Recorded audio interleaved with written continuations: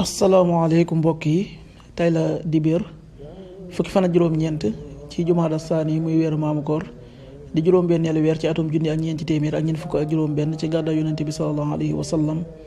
dëppoo ñaar fukki fan ak ñaar ci weeru décembre ci atum ñaari junni ak ñaar fukk ak ñeent fukki fan ak juróom-ñeent bokkul ci lim yu fàtti lim bu rafet la kon tey ci dibéer ji rafet na li ñu ci taati ak wàccandiku moom dibéer mooy ku ca tàggoo wala ku ca watu ñaanuk bis bi yow yàlla mi aji dund ji te aji des ji maa ngi sàkku xettal ci sa yërmande yaa xayu yaa qayuumu bi rahmatika astaxiisu yaa xayu yaa qayuumu bi rahmatika astaxiisu xadisu bis bi yonent bi sallallahu alayhi wa sallam nee na képp koo xam ne day giñ bu mu giñ ci ku dul yàlla. xadis bi Buxaari ak Muslim nettali nañ ko. qaala rasulullahi sallallahu alayhi wa sallam man kaana xaalifan fala yaxlif illa billah rawaahu Buxaari wa Muslim.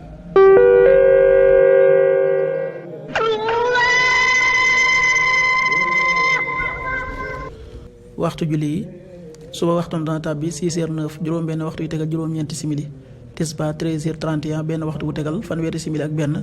takkusaan 16h31 ñeenti waxtu yu tegal fanweeri simili ak benn timis 18h46 juróom-benn waxtu yu tegal ñeent fukki simili ak juróom-benn gee 19h57 juróom-ñaari waxtu yu tegal juróom fukki simili ak juróom-ñaar loolu mooy waxtu julli ci Touba ak li ko wër. bu fekkee nekkoo Touba soo ko féetee penku ñaar fukk ak juróom-ñaari kilomètre ju ne wàññil benn simili soo ko féetee sowwu ñaar fukk ak juróom-ñaari kilomètre ju ne yokkal benn simili soo ko féetee gànnaar wala Saalum téeméeri kilomètre ju ne yokkal benn simili jant bi dana fenk 7h24 juróom-ñaari waxtu yu tegal ñaar fukki simili ak ñeent di so 18h42 juróom benn waxtu yu tegal ñeent fukki simili ak ñaar yàlla na nu yàlla nangul te nangul leen amin